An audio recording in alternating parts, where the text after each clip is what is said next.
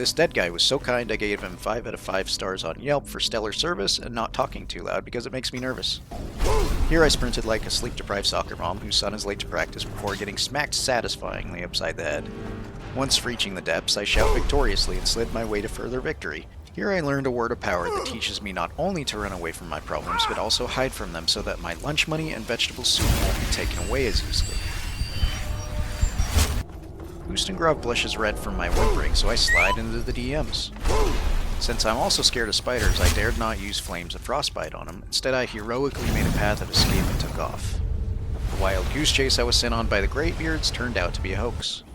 So I stormed off to a nearby camp to warm up, and then took another horse as recompense for my frustration.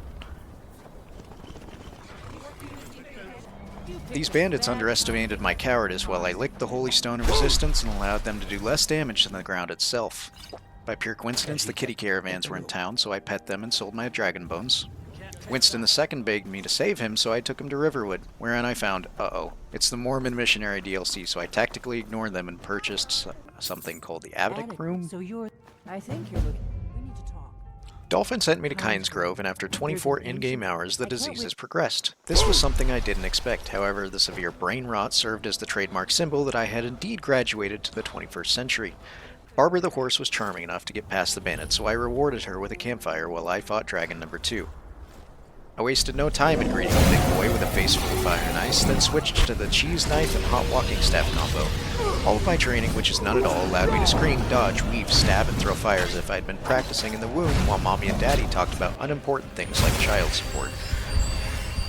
The bow and arrow was especially handy when I ran out of magic, since it allowed me to cower behind this rock, kicking and screaming until his feelings got hurt. At last I had thrown enough toothpicks and wine at the problem for it to go away. And Lydia swears to complain about all burdens. Miss Dolphin sends me to Riverwood for a timeout.